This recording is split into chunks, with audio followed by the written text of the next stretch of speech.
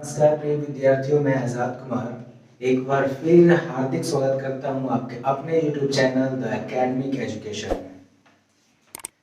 ये जो चैप्टर का समराइज हो रहा है, ये चैप्टर है एसिड बेस सॉल्ट केमिस्ट्री का। और ये इस चैप्टर का पूरा एक्सप्लेनेशन नहीं होगा, बस MCQ बेस्ड आपको थ्योरी दिया जाएगा, कैसे MCQ में अटेम्प्ट लेना है या MCQ क्वेश्चन कैसे पूछा जाता है और कैसे आप इस चीज़ को, इस कॉन्सेप्ट को लेकर के कैसे सॉल्व कर सकते हैं। बस उसी के बेस पे ये वीडियो बनाया जा रहा है। इसलिए मैं आग्रह करूंगा कि ये वीडियो आप पूरा देखें, अपने कॉन्सेप्ट को क्लियर करें और MCQ क्वेश्चन बहुत आसानी से, अच्छे तरीके से, कम समय में सॉल्व कर लें। तो चलिए बिना देर किए हुए वीडियो स्टार्ट करते हैं।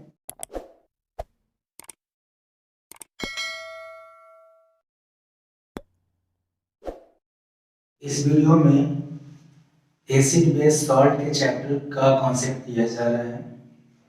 इसमें हम समझेंगे, सीखेंगे एसिड बेस सॉल्ट के नेचर के बारे में। एसिड बेस से सॉल्ट के सॉल्यूशन किस टाइप का होता है, उसका नेचर क्या होता है और उसका प्रॉपर्टी क्या होता है, उसके बारे में सीखेंगे, समझेंगे।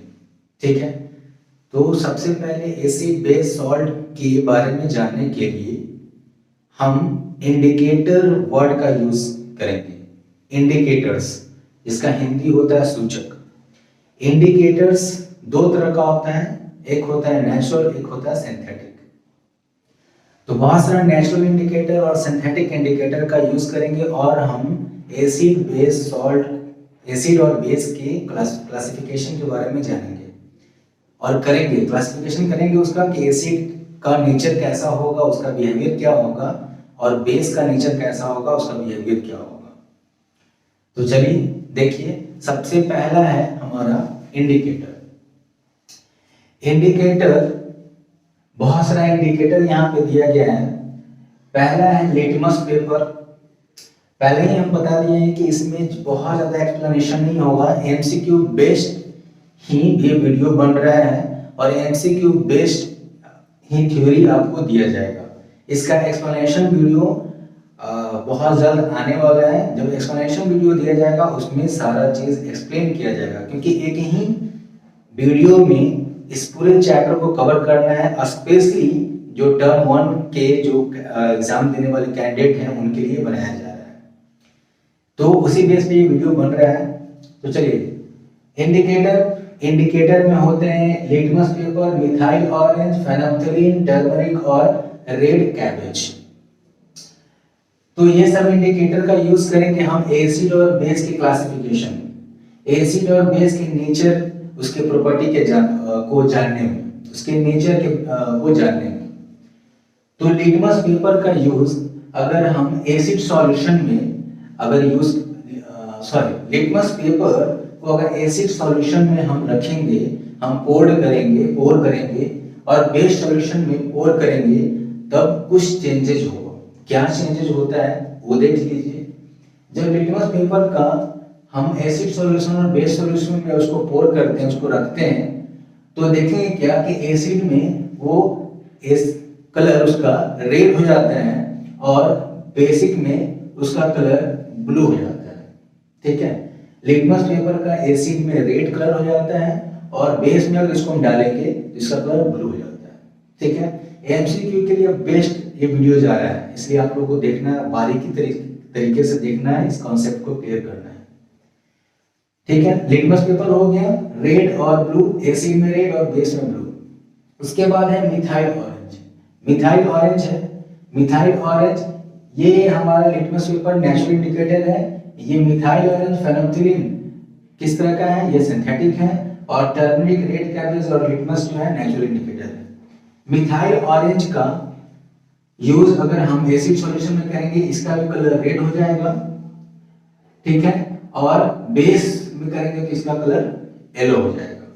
ठीक है, चलिए, फेनोल्फथालीन का अगर यूज करेंगे तो सॉल्यूशन का कलर एसिड में कलरलेस हो जाता है, कोई कलर का नहीं निकलता है, और अगर बेस में करेंगे तो इसका सॉल्यूशन का कलर पिंक हो जाएगा।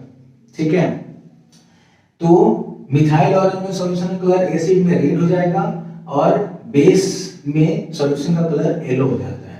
फेनोल्फथालीन का यूज करेंगे तो इसमें कलरलेस हो जाएगा एसिड में, और बेस की अगर बात करें तो इसमें पिंक हो जाएगा। वैसे ही टर्मरिक हमारा एक इंडिकेटर है। टर्मरिक का अगर यूज करेंगे एसिड में तो कोई इफेक्ट नहीं होता है, नॉट इफेक्ट है, कोई कलर कोई चेंजेस नहीं होता है, ठीक है। लेकिन जैसे ही बेस सॉल्यूशन में इसका पोर करेंगे, बेस सॉल्यूशन में इसको डालेंगे तो इसका कलर रेड हो जाता है टर्मरिक का, ठीक है।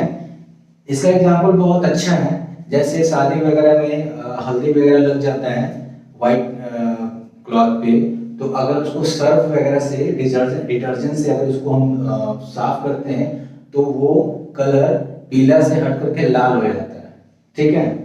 तो वही है, यानी कि डिटर्जेंट हमारा बेस है तो रेड कलर हो जाता है, ठीक है। यानी कि एसिड में इसका कोई इफेक्ट नहीं होता है, लेकिन बेस में क्या होता है, रेड हो जाता है। रेड कैबेज का अगर हम यूज करेंगे तो रेड कैबेज का भी कोई इफेक्ट नहीं होगा एसिड में, और ये हमारा बेस में क्या हो जाएगा, ग्रीन कलर का हो जाता है। क्वेश्चन, तो लिटमस पेपर को सब लोग जानते हैं, इसलिए लिटमस पेपर का हो सकता है कि ना भी दे और दे भी, लेकिन फेनोल्फथालीन और मिथाइल ऑरेंज का पूछता है एग्जाम में, आपके सैंपल पेपर में भी दिया हुआ है, देख सकते हैं, आप बना सकते हैं क्वेश्चन को। मिथाइल ऑरेंज का कलर एसिड में रेड, ब्लू और बेस में हो जाता है इसका येलो, और फेनोल्फथालीन की बात करें तो ये एसिड में कलरलेस हो जाता है और बेस में ये पिंक हो जाता है, ठीक है। तो ये हमारा इंडिकेटर्स था, इससे एमसीक्यू क्वेश्चन पूछे जा रहे हैं, पूछे जाएंगे भी। चलिए, ये हमारा इंडिकेटर था। उसके बाद नंबर आता है एसिड्स। एसिड को दो पार्ट में बांटा गया है, एक होता है ऑर्गेनिक और एक होता है मिनरल। एक होता है ऑर्गेनिक, एक होता है मिनरल एसिड, ठीक है। तो चलिए, ऑर्गेनिक एसिड की बात करें तो हमारा ऑर्गेनिक एसिड वीक एसिड होता है। कैसे होता है थोड़ा देर में बताया जाएगा कैसे होता है। ऑर्गेनिक एसिड हमारा वीक होता है। ऑर्गेनिक एसिड में क्या क्या आ जाएगा, तो जो विनेगर होता है वो उसमें एसिडिक एसिड होता है। जो विनेगर होता है उसको, उसमें क्या होता है, कौन सा एसिड होता है, एसिडिक एसिड होता है, जिसका फॉर्मूला CH3COOH होता है, ठीक है। चलिए, जो कि सबसे वीक एसिड यही होता है, सबसे वीक एसिड एसिडिक एसिड होता है, ठीक है। चलिए, उसके बाद है साइट्रस फ्रूट। जितने भी खट्टे फल हैं, जितने भी खट्टे फल हैं उस सब में साइट्रिक नाम का एसिड होता है, ठीक है। ये तो बहुत इजी है, साइट्रस फ्रूट में साइट्रिक एसिड होता है। विनेगर में एसिडिक एसिड होता है, इसका फॉर्मूला पूछता है एसिडिक एसिड का, CH3COOH, जो कि सबसे वीक एसिड होता है, ठीक है। चलिए, उसके बाद बात करते हैं अनराइप ग्रेप्स। साइट्रस फ्रूट और अनराइप ग्रेप दोनों डिफरेंस है, ठीक है। साइट्रस फ्रूट में साइट्रिक होता है, और अनराइप ग्रेप्स में जो हरे हरे ग्रेप्स होते हैं, जो उतना ज्यादा पके नहीं होते हैं, उसमें क्या होता है, टॉर्टरिक होता है, ठीक है। चलिए, उसके बाद टोमेटो की बात करें, टमाटर में ऑक्सैलिक एसिड होता है, ठीक है। उसके बाद हम बात करते हैं कोई भी चींटी वगैरह है, ठीक है, उसके डंक में यानी कि आंट्स स्टिंग में जो होता है वो फॉर्मिक एसिड होता है। यानी कि कोई भी चींटी वगैरह हमें काटती है तो उसका जो डंक होता है, उसका जो स्टिंग होता है, उसमें हमारे बॉडी में इंजेक्ट करता है एक एसिड जिसका नाम है फॉर्मिक, जो काफी हमें जलन फील होता है, काफी कोरोसिव लगता है, ठीक है, काफी जलन फील होता है। चलिए, उसके बाद है सॉफ्ट ड्रिंक और कोक। सॉफ्ट ड्रिंक और कोक में कार्बोनिक नाम का एसिड होता है, ठीक है। तो ये हमारा इंडिकेटर्स था कि एसिड और बेस को कैसे पहचानेंगे, उसके नेचर को। और ये हमारा टाइप्स ऑफ एसिड्स है, तो जिसमें ऑर्गेनिक एसिड क्लियर हो गया है। अब सेकंड है मिनरल एसिड। ऑर्गेनिक एसिड बता दिया गया है कि कैसा एसिड होता है, वीक एसिड होता है। क्यों होता है, थोड़ा देर में इसका आपको बताया जाने वाला है कि क्यों होता है। ऐसे भी ये ऑर्गेनिक एसिड होता है, ये खट्टे फलों वगैरह में होता है, और ये पानी में घुलने वाला होता है, ठीक है। ये क्या होने वाला होता है, पानी में डिसॉल्व हो जाता है, वाटर में ये आसानी से डिसॉल्व हो सकता है, इसलिए ये वीक एसिड होता है। चलिए, तो अब नेक्स्ट हम देखेंगे mineral acid. Mineral acid, organic acid हमने देखा, ठीक है, वो वीक होता है। इसी का अपोजिट अगर हम बोले तो वीक का होता है स्ट्रॉन्ग, और हमने बोला था कि दो टाइप का एसिड होता है, मिनरल और ऑर्गेनिक। ऑर्गेनिक के बारे में हम लोगों ने अभी देखा। अब है मिनरल एसिड। मिनरल एसिड क्या होता है? स्ट्रॉन्ग होता है। जैसे HCl H2SO4 ये मिनरल एसिड होता है। HCl H2SO4 मिनरल एसिड होता है जो कि स्ट्रॉन्ग एसिड होता है, ठीक है। और सबसे ज्यादा स्ट्रॉन्ग एसिड H2SO4 होता है। अगर हम वीक एसिड की बात करें तो सबसे वीक एसिड कौन सा होता है? CH3COOH, यानी कि एसिडिक एसिड होता है, ठीक है। तो वीक एसिड और स्ट्रॉन्ग एसिड के बारे में पूछता भी है। तो स्ट्रॉन्ग एसिड हो जाएगा H2SO4, यह स्ट्रॉन्ग एसिड होता है जो कि मिनरल एसिड है, ठीक है। चलिए, अब एसिड कंसंट्रेटेड भी होता है और डाइल्यूट भी होता है। तो ये वर्ड दिमाग में आ रहा होगा कि डाइल्यूट और कंसंट्रेटेड। डाइल्यूट के बारे में बहुत पढ़े भी होंगे, डाइल्यूट क्या होता है, यानी कि जो एक्वा सॉल्यूशन में क्या होता है? डिसॉल्व हो जाता है, तो डाइल्यूट हो गया। चलिए, तो उसी से रिलेट हम यहाँ पे करेंगे। तो जो एसिड वाटर में डिसॉल्व नहीं हो पाता है पूरी तरह से, वो होता है कंसंट्रेटेड, और जो एसिड वाटर में कंप्लीटली डिसॉल्व हो जाता है वो होता है डाइल्यूट, ठीक है। अगर कोई एसिड अपना नेचर वाटर की वजह से खो दिया तो समझिए वो क्या है? वो तो स्ट्रॉन्ग होगा नहीं, क्योंकि वो अपना नेचर, वो अपना प्रॉपर्टी क्या कर दिया? वो खो दिया। वाटर में अपना प्रॉपर्टी वो खो दिया। इसका मतलब है कि डाइल्यूट एसिड वीक होता है और कंसंट्रेटेड एसिड स्ट्रॉन्ग होता है, ठीक है। यहाँ पे लिखा हुआ भी है कि minimum amount of water, concentrated acid में मिनिमम अमाउंट ऑफ वाटर होता है, बहुत कम मात्रा में पानी होता है, ठीक है। वो होता है कंसंट्रेटेड, जिसमें पानी की मात्रा यानी कि वाटर की जो क्वांटिटी है वो ज़्यादा होती है, वो होता है डाइल्यूट एसिड। जो एसिड वाटर में यानी एक्वा सॉल्यूशन में क्या हो जाए? कंप्लीटली डिसॉल्व हो जाए, वो होता है dilute acid. Dilute acid weak होता है और कंसंट्रेटेड एसिड स्ट्रॉन्ग होता है, ठीक है। एग्जांपल में बात करें तो H2SO4 हमारा कंसंट्रेटेड एसिड है और CH3COOH हमारा क्या है? वीक एसिड है। एक चीज छूट गया था, मिल्क, सोय मिल्क या कर्ड। कर्ड भी क्या है? उसमें ऑर्गेनिक एसिड होता है जिसका नाम है लैक्टिक एसिड, जो नेचुरली अकर होता है, ठीक है। ये मिनरल एसिड क्या होता है? इसको सिंथेटिक रूप से तैयार किया जाता है। ये काफी स्ट्रॉन्ग होता है और ऑर्गेनिक एसिड वीक होता है, ठीक है। चलिए, इसमें दो नोट बताया गया है। नोट ये है, अगर हाईली कंसंट्रेटेड H2SO4 है और वाटर, ठीक है, एक बीकर में वाटर है, उसमें हम H2SO4 थोड़ा बहुत डाल रहे हैं, तब क्या होगा? ठीक है, एक कंडीशन। दूसरा कंडीशन, अगर H2SO4 है एक बीकर में बहुत ज्यादा, उसका क्वांटिटी ज्यादा है और थोड़ा बहुत हम वाटर डाल रहे हैं, तब क्या होगा? समझिएगा बात। H2SO4 थोड़ा बहुत डाल रहे हैं क्या है? बहुत ज्यादा पानी में, ठीक है, यानी कि क्वांटिटी, यानी कि जो सॉल्वेंट है वो वाटर है, ठीक है, उसमें हम H2SO4 थोड़ा बहुत डाल रहे हैं, तब क्या होगा? और दूसरा केस है कि जब बहुत ज्यादा, यानी कि सॉल्वेंट के रूप में कौन है? अब है हमारा अब H2SO4, जिसमें हम थोड़ा बहुत वाटर डाल रहे हैं, तब क्या होगा? तो देखिए, बहुत ज्यादा पानी है, थोड़ा बहुत H2SO4 हम डाल भी दिए तो कोई इफेक्ट नहीं होगा, ठीक है। वो हीट को ऑब्जॉर्व कर लेगा, हीट को क्या कर लेगा? ऑब्जॉर्व कर लेगा, ठीक है। लेकिन अगर बहुत ज्यादा H2SO4 है, सॉल्वेंट ग्रुप में H2SO4 है, अगर उसमें हम थोड़ा बहुत भी पानी अगर डालते हैं, तब ये हाईली क्या हो जाएगा? एक्सप्लोजन होगा, हीट का एक्सप्लोजन होगा। और इस प्रोसेस को एक्सोथर्मिक प्रोसेस कहा जाता है। एक्सोथर्मिक प्रोसेस याद भी होगा कि एक्सोथर्मिक प्रोसेस में हीट रिलीज होता है, तो यहाँ पे बहुत ज्यादा हीट रिलीज करना स्टार्ट हो जाता है। सिर्फ H2SO4 में थोड़ा बहुत पानी हम मिला दिए तो, यानी कि अगर H2SO4 जो स्ट्रॉन्ग एसिड है उसमें थोड़ा बहुत अगर वाटर मिलाइएगा, वो हाईली क्या हो जाता है? कोरोसिव हो जाएगा, हाईली एक्सप्लोजन हो जाएगा, बहुत ज्यादा हीट क्या हो जाएगा? उससे रिलीज करना स्टार्ट हो जाएगा, जो कि काफी डेंजरस हो जाता है, ठीक है। तो ये हमारा दो नोट था। उसके बाद मिनरल एसिड हो गया। अब आते हैं प्रॉपर्टीज ऑफ एसिड। एसिड का प्रॉपर्टीज क्या होता है? ये नोट्स इंपॉर्टेंट है, इसलिए ये लिखवा दिया गया, बता दिया गया, ठीक है। तो ये बोल भी सकता है, आपके एमसीक्यू क्वेश्चन में आ भी सकता है कि अगर वाटर सॉलिड ग्रुप में वाटर को लिया है और सॉल्वेंट ग्रुप में किसको लिया है? H2SO4 को, तो अगर उसको हम सॉल्यूशन बनाएंगे, यानी कि अगर इस तरह का रिएक्शन हम करवाएंगे, तब क्या होगा, वो उस रिएक्शन का नाम क्या होगा, उस रिएक्शन का नाम होगा एक्सोथर्मी, बिकॉज इसमें हीट का एक्सप्लोजन होता है, यानी हीट रिलीज होता है। ठीक है, चलिए अब आते हैं properties of acid. Properties of acid में एसिड का क्या क्या प्रॉपर्टीज है वो देख लीजिए। तो सबसे पहला एसिड का प्रॉपर्टीज होता है, ये एसिड क्या होता है, सोर इन टेस्ट, टेस्ट में कैसा होता है, खट्टा होता है एसिड।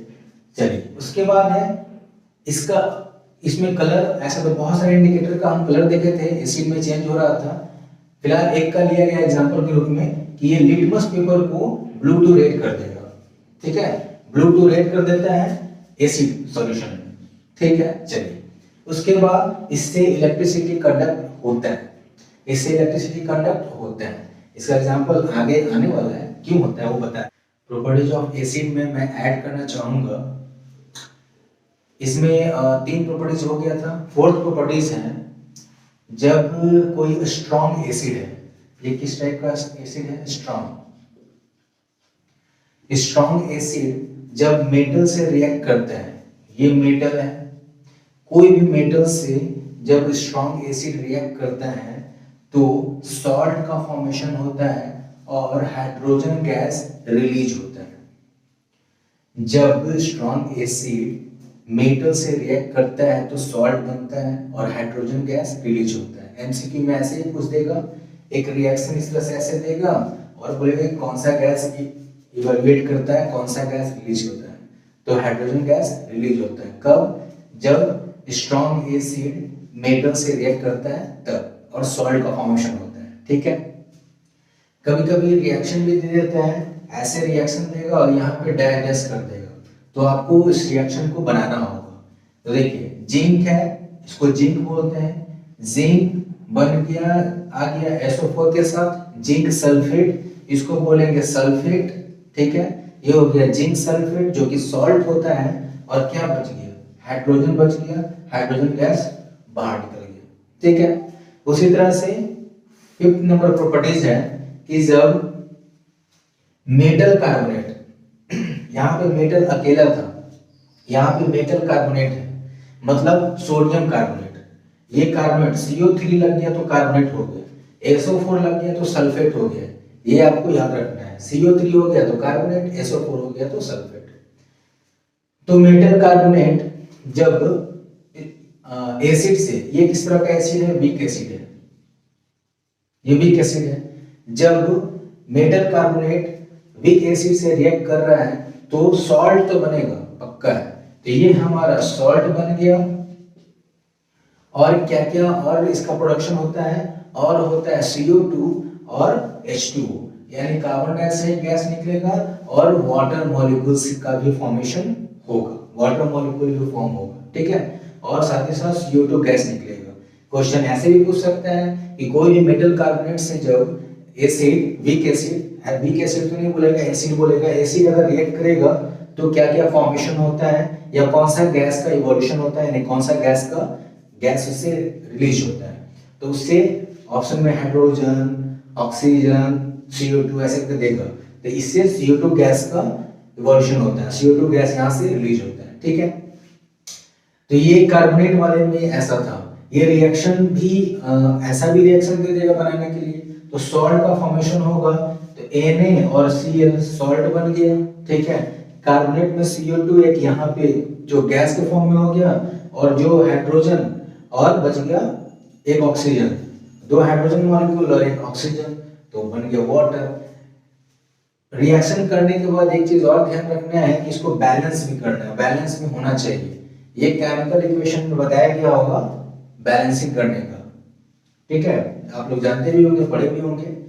तो जब भी इक्वेशन को आप बनाइए तो उसको पहले बैलेंस कर लीजिए, उसके बाद बैलेंस करके भी चेक करना है कि हमारा इक्वेशन सही है कि नहीं तो मार्क्स कट जाएगा, या आएगा भी नहीं, ऑप्शन ही नहीं आएगा।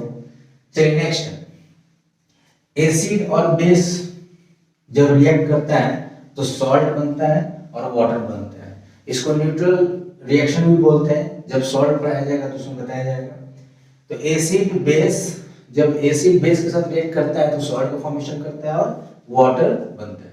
ठीक है, नेक्स्ट प्रॉपर्टीज है इसका ये हाईली कोरोसिव नेचर का होता है। सही बात है, एसिड जो होता है हाईली कोरोसिव नेचर का होता है। मिनरल एसिड तो और ज्यादा कोरोसिव नेचर का होता है, जैसे H2SO4 हमारे स्किन पे हल्का से भी पड़ जाए तो स्किन को क्या कर सकता है, जला सकता है, काफी डेंजरस होता है। तो कोरोसिव नेचर का एसिड होता है, ठीक है। और लास्ट प्रॉपर्टी ये है कि जो स्ट्रॉन्ग एसिड होता है, स्ट्रॉन्ग एसिड जो स्ट्रॉन्ग एसिड होता है उसमें H प्लस आयंस ज्यादा से ज्यादा अमाउंट में होता है, ठीक है। स्ट्रॉन्ग एसिड में H प्लस आयंस ज्यादा से ज्यादा अमाउंट में होता है, और वही अगर वीक एसिड की बात करें तो उसमें H प्लस आयंस कम अमाउंट में होता है। तो जिसमें ज्यादा अमाउंट में रिलीज हो रहा है H प्लस आयंस वो स्ट्रॉन्ग एसिड है, और जिसमें H प्लस आयंस कम अमाउंट में रिलीज हो रहा है वो वीक एसिड होता है, ठीक है। अब यूजेस का बात करते हैं कि हम एसिड में, एसिड का हमारे लाइफ में क्या यूजेस है, इसका क्या इंपॉर्टेंस है। बहुत बहुत इंपॉर्टेंस है, बहुत इंपॉर्टेंस है एसिड्स का हमारे लाइफ में। इसका यूजेस देख लीजिए, जैसे H2SO4 हमने थोड़ी देर पहले देखा कि H2SO4 हाईली क्या होता है, temperature release, highly corrosive nature का होता है और स्ट्रॉन्ग एसिड होता है, ठीक है। ये अगर बाय द वे थोड़ा स्किन पे थोड़ा अगर हमारे स्किन पे थोड़ा लग भी जाए तो स्किन को क्या कर सकता है, जला सकता है, ठीक है। तो H2SO4 हाईली कोरोसिव होता है, इसका यूज कार बैटरी में किया जाता है।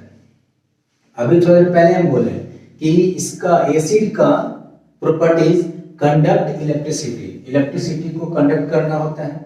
देखिए आ गया H2SO4 कार बैटरी में होता है। कार बैटरी में इसलिए होता है कि वो इलेक्ट्रिसिटी क्या करता है, कंडक्ट करवाता है, इसलिए कार बैटरी में H2SO4 का यूज किया जाता है। स्ट्रॉन्ग एसिड का यूज किया जाएगा तभी स्ट्रॉन्ग क्या होगा, इलेक्ट्रिसिटी कंडक्ट होगा। अगर वीक एसिड यूज करेंगे तो उतना ज्यादा चार्जेबल या उतना ज्यादा इफेक्टिव नहीं होगा, ठीक है। उसके बाद हम बात करते हैं नाइट्रिक एसिड HNO3। इसका यूज फर्टिलाइजर में या एक्सप्लोजन में भी किया जाता है। एक्सप्लोजन वाले जो मटेरियल बनाए जाते हैं उसमें भी HNO3 का यूज किया जाता है, या फर्टिलाइजर्स वगैरह में यूज किया जाता है नाइट्रिक एसिड का। इसको नाइट्रिक एसिड कहा जाता है, ठीक है। थर्ड आ गया हमारा HCl hydrochloric acid. Hydrochloric acid हमारे स्टमक में भी होता है, जो फूड के अब्जॉर्प्शन में फूड के डाइजेशन में हेल्प करता है और बहुत सारे बैक्टीरिया को किल करता है। HCl का ये काम होता है।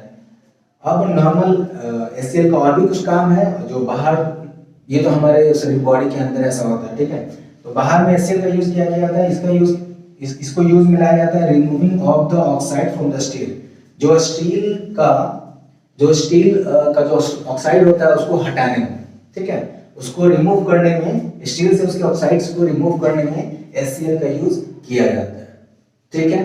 चलिए, तो एसिड हम देख लिए, इंडिकेटर्स देख लिए, एसिड और बेस का क्लासिफिकेशन देख लिए, टाइप ऑफ एसिड देख लिए, उसका प्रॉपर्टीज देख लिए और यूज ऑफ एसिड, ठीक है। यहां तक क्लियर है। अब है बेस। जैसा कि देख रहे हैं बेस जो हमारा होता है टेस्ट में कैसा होता है, बीटर होता है, थोड़ा कड़वा होता है टेस्ट में। बेस का जो टेस्ट होता है कैसा होता है, बीटर होता है। अगर कोई बेस एसिड से रिएक्ट कर रहा होता है, जैसे कि एसिड में देखे थे कि अगर एसिड बेस से रिएक्ट कर रहा होता है तो सॉल्ट फॉर्मेशन होता है और वाटर बनता है। सेम चीज इसमें भी है, अगर बेस एसिड से रिएक्ट कर रहा होता है तो सॉल्ट बनता है और वाटर बनता है। इसको न्यूट्रल रिएक्शन भी बोलते हैं। फिर उसके बाद नेक्स्ट पॉइंट है, जितना भी मेटल ऑक्साइड है या हाइड्रा ऑक्साइड है, ऑक्साइड बोले तो O और हाइड्रा ऑक्साइड बोले तो OH, ठीक है। जितना भी मेटल ऑक्साइड है या हाइड्रा ऑक्साइड है, सारा का सारा बेस का फॉर्मेशन होता है, सब सारा का सारा बेसिस होता है, ठीक है। जैसे ये हमारा मेटल है सोडियम मेटल है, ठीक है। तो मेटल और ऑक्सीजन इससे रिएक्ट किया तो ऑक्साइड के फॉर्मेशन में रिएक्शन होता है, यानी कि ऑक्साइड इसमें ऐड हो गया तो ये क्या बन गया हमारा बेस। यानी कि sodium oxide, sodium hydra oxide अगर बोलेंगे या कोई भी मेटल हाइड्रा ऑक्साइड बोलेंगे तो OH लगा देंगे, और ऑक्साइड बोलेंगे तो O लगा देंगे, ठीक है। यही बेस और एसिड का पहचानने का तरीका है। बेसिस वाले में ऑक्साइड के फॉर्मेशन में होता है, ऑक्साइड के रूप में होता है और हाइड्रोक्साइड के रूप में होता है, ठीक है। तो सोडियम ऑक्साइड या कोई मेटल ऑक्साइड है या हाइड्रोक्साइड है तो वो क्या हो जाएगा, बेसिस हो जाएगा, ठीक है। यहाँ एक चीज लिखा हुआ है स्ट्रॉन्ग। अब बेसिस जिस तरह से एसिड में स्ट्रॉन्ग एसिड और वीक एसिड था, वैसे ही बेसिस में भी स्ट्रॉन्ग बेस और वीक बेस होता है। स्ट्रॉन्ग बेस की बात करें तो सोडियम हाइड्रोक्साइड स्ट्रॉन्ग बेस होता है, ठीक है। ये है ammonium hydroxide NH4OH, ammonium hydroxide, ठीक है। ये भी हमारा बेस है, ठीक है। तो स्ट्रॉन्ग बेस कौन हो गया, सोडियम हाइड्रोक्साइड, याद रखना है।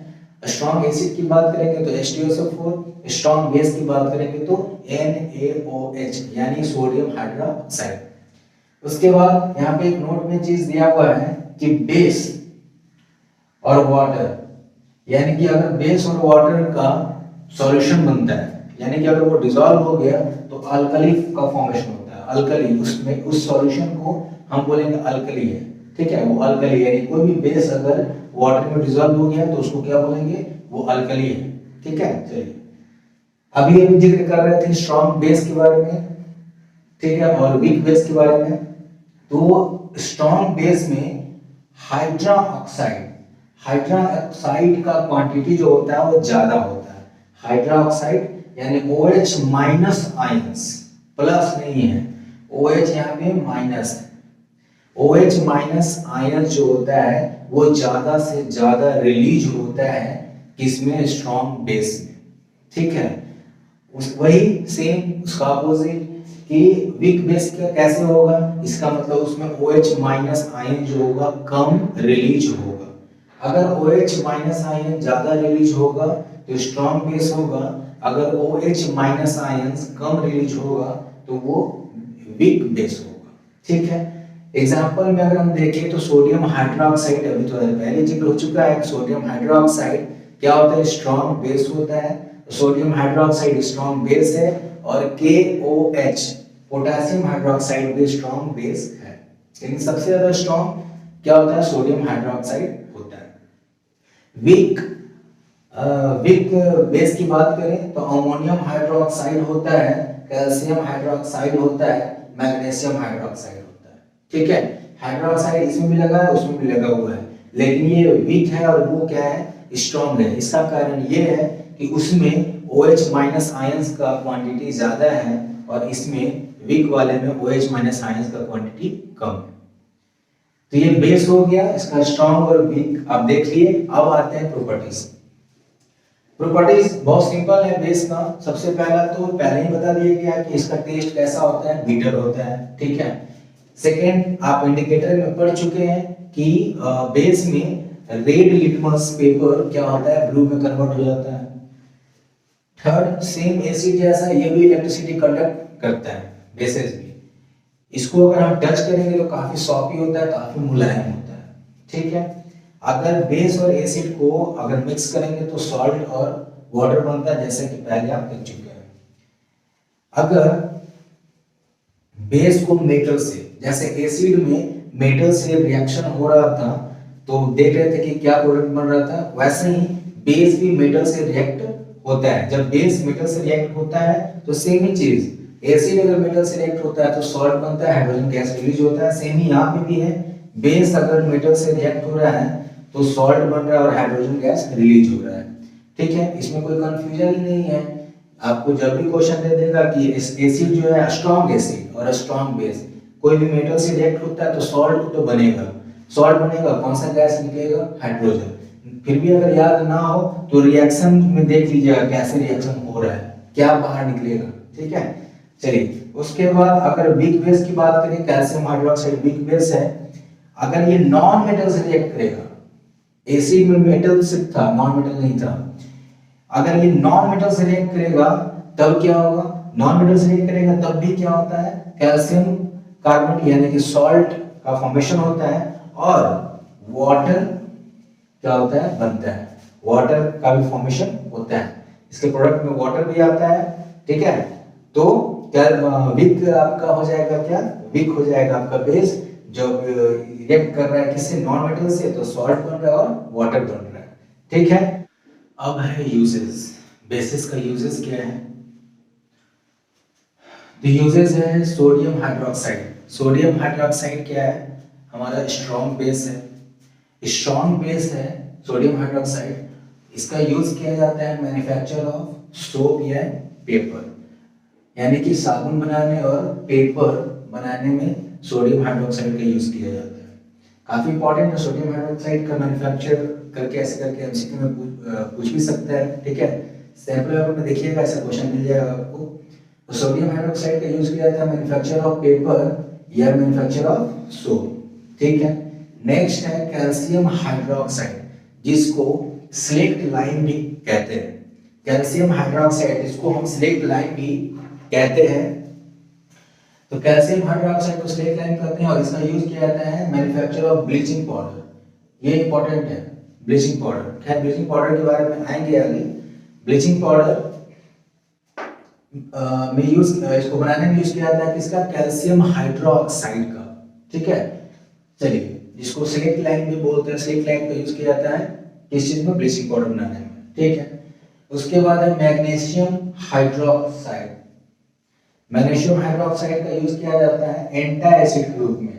एंटा एसिड क्या होता है? एंटा का मतलब समझ रहे हैं, एसिड का उल्टा वर्ड है एंटा एसिड, ठीक है। यानी कि एसिड को कम करने या खत्म करने में मैग्नीशियम हाइड्रोक्साइड का यूज किया जाता है। तो कहाँ पे? जैसे टूथपेस्ट, जो हमारा टूथपेस्ट होता है उसमें एंटा एसिड यानी कि एंटा एसिड के रूप में मैग्नीशियम हाइड्रोक्साइड का यूज किया जाता है। या जो हम लोग इनो पीते हैं, हमारे स्टमक में कभी कभी HCl की मात्रा यानी हाइड्रोक्लोरिक एसिड की मात्रा क्या होती है? बढ़ जाती है, तो कॉन्स्टिपेशन होने लगता है, अपच हो जाता है, ठीक है। जिसको कंट्रोल करने के लिए इनो हम लेते हैं, इनो हम पीते हैं। तो इनो एक तरह का क्या है? एंटा एसिड है, एसिड को कंट्रोल करता है, जिसमें मैग्नीशियम हाइड्रोक्साइड का इंपॉर्टेंस है। मैग्नीशियम हाइड्रोक्साइड उसमें होता है। नेक्स्ट है सोडियम कार्बोनेट, जिसको वॉशिंग सोडा बोलते हैं, और ये काफी इंपॉर्टेंट है। Sodium carbonate, washing soda. आपके एमसीक्यू क्वेश्चन में ये डायरेक्ट पूछेगा क्वेश्चन कि वॉशिंग सोडा का आपको फॉर्मूला बताना है। वॉशिंग सोडा का जो केमिकल नेम है, जो वॉशिंग सोडा है, इसका आपको इसका ये नाम बताना है, ठीक है। तो सोडियम कार्बोनेट इसका नाम है, और इसको कंपाउंड फॉर्म में ऐसे लिखते हैं तो Na2CO3। ऑप्शन में बहुत सारे ऑप्शन दे देगा, Na2CO, Na2SO4, Na2CO2 ऐसे करके दे देगा। तो आपको ये पता होना चाहिए कि वॉशिंग सोडा का जो ये केमिकल नेम है, उसका फॉर्मूला नाम होता है सोडियम कार्बोनेट। अगर वो याद है तो उससे आप फॉर्मूला भी बना सकते हैं, सोडियम Na कार्बोनेट CO3 यानी Na2CO3, ठीक है। 2 अपने साथ रखता है, 2 इस मॉलिक्यूल से लगा होता है कार्बोनेट के साथ। तो सोडियम हो गया 2 मॉलिक्यूल और कार्बोनेट हो गया 1। तो सोडियम कार्बोनेट मिलकर के बनता है, उसका नाम है वॉशिंग सोडा, और इसका यूज किया जाता है सॉफ्टिंग ऑफ हार्ड वाटर। ये बहुत इंपॉर्टेंट है, पहले ही बोलते हैं कि इंपॉर्टेंट है। क्वेश्चन इससे 2 तरह से पूछ सकते हैं, या तो इसका केमिकल नेम पूछेगा, या तो इसका फॉर्मूला नेम पूछेगा, या पूछेगा कि सॉफ्टिंग ऑफ हार्ड वाटर में किस चीज का यूज किया जाता है। तो सॉफ्टिंग ऑफ हार्ड वाटर में सोडियम कार्बोनेट का यूज किया जाता है, यानी Na2CO3 का यूज किया जाता है। हो गया, ये काफी VBI है। उसके बाद जो नेक्स्ट है वो भी उससे कम नहीं है, उससे BC है, ये भी VBI है, जिसका नाम है सोडियम हाइड्रोजन कार्बोनेट, या इसको हम बोल सकते हैं sodium bicarbonate. Sodium hydrogen carbonate या सोडियम बाइकार्बोनेट, फॉर्मूला इसका ये होता है NaHCO3, ठीक है। इसको बेकिंग सोडा कहा जाता है। अगर कॉमन नेम बोले इसका हम तो बेकिंग सोडा कहा जाता है, ठीक है। और केमिकल नेम बोले तो सोडियम हाइड्रोजन कार्बोनेट या सोडियम बाइकार्बोनेट कहा जाता है, ठीक है।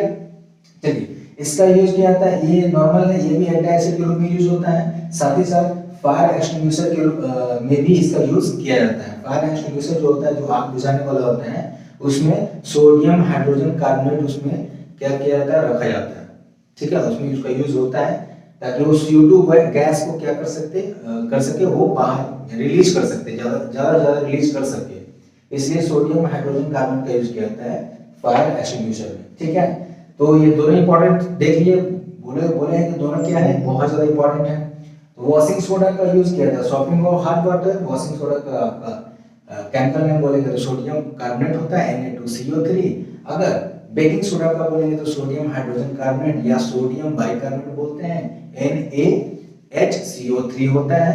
इसका यूज होता है फायर एक्सटिंग्विशर में, और वॉशिंग सोडा का यूज किया जाता है सॉफ्टनिंग ऑफ हार्ड वाटर। हो गया यूजेस बेसिस का। अब आते हैं pH scale, power of hydrogen ions. PH scale, pH scale के बारे में बताया था सोरेनसन नामक एक साइंटिस्ट ने। ठीक है, एसिड और बेस उसके स्ट्रॉन्ग और वीकनेस के बारे में उन्होंने एक नंबर लाइन पे रिप्रेजेंट किया था, यानी कि इस एक स्केल पे रिप्रेजेंट किया था, बताया था उसके स्ट्रॉन्ग और वीक नेचर के अकॉर्डिंग उसको नंबर पे उन्होंने ये चीज को जिक्र किया था, बताया था। तो और ये चीज किस बेसिस पे, तो power of hydrogen ion, hydrogen ion के बेसिस पे, H प्लस आयन के बेसिस पे इसको अरेंज किया गया है। ठीक है, तो 0 से 14 नंबर तक लिया गया है नंबर। चलिए, लेकिन एक चीज यहाँ पर सोचने वाली बात है कि H प्लस आयन अगर ज्यादा होगा तो एसिड क्या होगा, स्ट्रॉन्ग होगा। लेकिन ये नंबर लाइन पे उल्टा अरेंज किया गया है, यानी कि 0 सबसे ज्यादा, यहाँ पे सबसे ज्यादा क्या है, स्ट्रॉन्ग एसिड है, और यहाँ पे स्ट्रॉन्ग एसिड नहीं है, वीक, वो सबसे क्या हो जाएगा, ये स्ट्रॉन्ग बेस है। ठीक है, यानी कि यहाँ एसिडिटी यहाँ पे घटते चला जाएगा, यहाँ पे एसिड का जो नेचर है वो क्या होता जाएगा, वीक होते चला जाएगा, मतलब उल्टा अरेंज किया गया है। तो ये हमारा 0 जो है, यहाँ पे सबसे ज्यादा सबसे स्ट्रॉन्ग एसिड को 0 पे रिप्रेजेंट किया गया है। ठीक है, और 7 यहाँ आते आते इस नंबर पे देखा गया कि वो न्यूट्रल फॉर्मेशन में, न्यूट्रलाइजेशन रिएक्शन हो रहा है, वहां पे न्यूट्रल फॉर्मेशन हो रहा है। न्यूट्रल फॉर्मेशन में क्या, जैसे एसिड और बेस मिल रहा है तो सॉल्ट बन रहा है और वाटर बन रहा है, तो वो चीज 7 नंबर पे देखा गया, और 7 नंबर को न्यूट्रल रिएक्शंस को रिप्रेजेंट किया गया 7। ठीक है, चलिए, तो 7 से अगर लेफ्ट साइड अगर आए, यानी कि 0 से 7 तक वो होता है एसिडिक, एसिड नेचर का होता है। अगर 7 से 14 तक देखें तो वो बेसिक नेचर का होता है।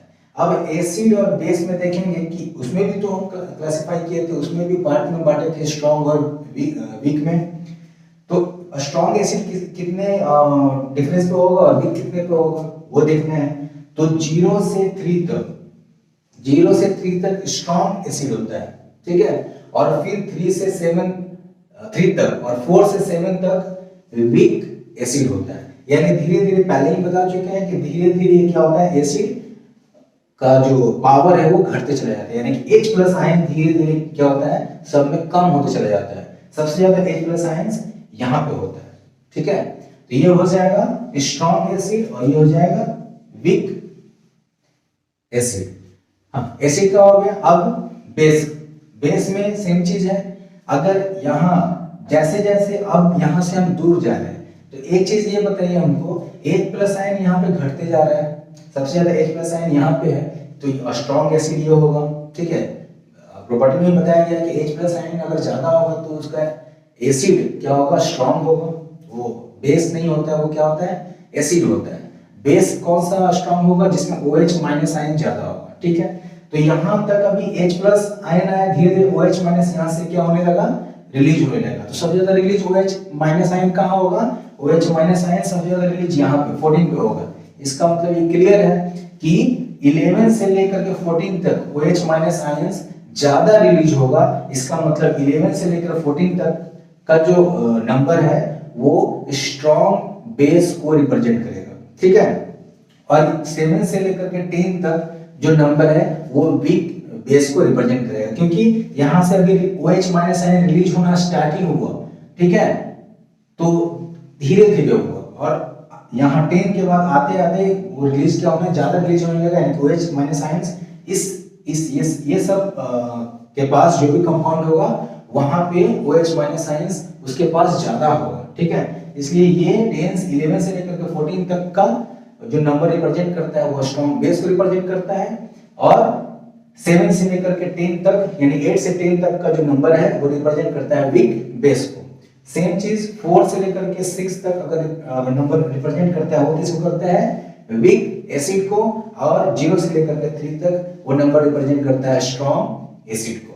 ठीक है, अब इसको कलर भी रिप्रेजेंट किया गया है। तो जो स्ट्रॉन्ग एसिड होता है वो जैसे लिटमस पेपर को रेड कर देता है, तो रेड जो कलर होता है वो स्ट्रॉन्ग एसिड के बारे में बताता है। ठीक है, जैसे जैसे यहाँ पे H+ आयन कम होते जाते हैं तो ऑरेंज कलर की बात करें वो भी एसिड है। पहले एसिड देख लीजिए कौन कौन कलर एसिड के रूप में आता है। रेड ऑरेंज ये एसिड है। ग्रीन की बात करें तो वो क्या है, वो न्यूट्रल है, ना एसिड है ना बेस है। 7 जो नंबर है वो क्या है, न्यूट्रल। ठीक है, न्यूट्रल है। चलिए, तो इसका कलर जो होता है ग्रीन होता है, ना ही वो एसिडिक नेचर का है ना ही बेसिक नेचर का है। ठीक है, उसके बाद अगर वीक बेस की बात करें तो बेस में आपका होता है ब्लू और वायलेट। अब स्ट्रॉन्ग और वीक में हम इसको क्लासिफाई कर रहे हैं। स्ट्रॉन्ग होता है red strong acid, weak acid का कलर क्या होता है, ऑरेंज होता है। अगर ग्रीन का बात कर रहे हैं तो ग्रीन ना एसिड होता है ना बेस होता है, वो होता है न्यूट्रल। ब्लू की बात करें तो वो होता है वीक बेस होता है, वीक बेस। और अगर वायलेट की बात करें तो वायलेट कलर स्ट्रॉन्ग बेस का प्रॉपर्टी रखता है। ठीक है, ये हमारा हो गया पीएच स्केल। क्लियर हो गया पीएच स्केल। अब पीएच स्केल में बहुत सारे कंपाउंड हैं, उसका हम देखेंगे कि नंबर कौन सा नंबर उस कंपाउंड को दिया गया है। ठीक है, तो आपके स्क्रीन पे फ्लैश हो रहा होगा, जैसे है कंसंट्रेटेड HCl। कंसंट्रेटेड HCl का जो pH वैल्यू होता है वो होता है 0। क्यों? क्योंकि HCl स्ट्रॉन्ग एसिड होता है। ठीक है, चलिए नेक्स्ट है डाइजेस्टिव जूस। डाइजेस्टिव जूस का वैल्यू होता है 1.4 pH स्केल। ठीक है, लेमन जूस का होता है 2.5। ठीक है, उसके बाद बात करें विनेगर भी एसिड है ना, एसिड है इसका मतलब सारा 7 से कम होगा। अगर एसिड है तो सबका वैल्यू 7 से कम होगा। ठीक है, बेस होगा तो 7 से ज्यादा होगा। तो चलिए, तो विनेगर भी एक तरह का एसिड है जिसका वैल्यू pH वैल्यू 4 होता है। अगर कॉफी की बात करें तो ये भी एक एसिड है जिसका वैल्यू 5 होता है, 5 होता है। सॉफ्ट ड्रिंक भी एसिड है जिसका वैल्यू 6 होता है। और मिल्क में भी लैक्टिक एसिड होता है जिसका वैल्यू 6.5 होता है। अब आते हैं वाटर का वैल्यू 7 जो कि न्यूट्रल होता है, कोई भी कलर नहीं होता है, कलरलेस वाटर होता है। ठीक है, और वो न्यूट्रल होता है। उसके पास ना एसिड का प्रॉपर्टीज होता है ना बेस का प्रॉपर्टीज होता है। तो अगर हम बात करें सैलिवा जो हमारा है, जो सैलिवरी ग्लैंड से निकलता है सैलिवा, जो हम फूड खाते हैं उसको क्या करता है, उसको डाइजेस्टिव करवाने में हेल्प करता है। ठीक है, तो जो सैलिवा है उसका जो वो बेसिक नेचर का होता है, उसका जो वैल्यू होता है पीएच स्केल पे 7.4 होता है। हमारा जो ब्लड है, बहुत इंपॉर्टेंट है, ब्लड का जो पीएच वैल्यू होता है वो होता है 7.4 जो कि बेसिक नेचर का होता है, एसिड का नहीं होता है। अगर एग की बात करें, अंडा की, तो एग्स होता है 7.8 इसका पीएच स्केल। टूथपेस्ट तो पहले ही देख चुके हैं, टूथपेस्ट हमारा क्या होता है, बेसिस होता है जिसका पीएच वैल्यू होता है 8। अगर बेकिंग सोडा की बात करें, बेकिंग सोडा और वॉशिंग सोडा बहुत इंपॉर्टेंट है, इसको बहुत दिमाग में, इसको अच्छे से समझिएगा। बेकिंग सोडा की बात करें तो बेकिंग सोडा का वैल्यू 8.5 होता है। और वहीं वॉशिंग सोडा की बात करें तो वॉशिंग सोडा का पीएच वैल्यू 9 होता है। मिल्क ऑफ मैग्नीशिया की बात करें तो मिल्क ऑफ मैग्नीशिया 10.5 होता है पीएच वैल्यू। और अगर सोडियम हाइड्रोक्साइड यानी जो सबसे स्ट्रॉन्ग बेस है सोडियम हाइड्रोक्साइड, उसकी बात करें तो उसका वैल्यू 14 होता है, यानी उसका कलर हो जाएगा वायलेट। ठीक है, यहां तक क्लियर है। कलर भी समझा दिया गया है, कौन सा कलर एसिड में होता है, कौन सा कलर बेस में होता है। सबसे स्ट्रॉन्ग एसिड की बात करें तो उसका कलर रेड होता है, और स्ट्रॉन्ग बेस की बात करें तो उसका कलर वायलेट होता है। क्लियर है।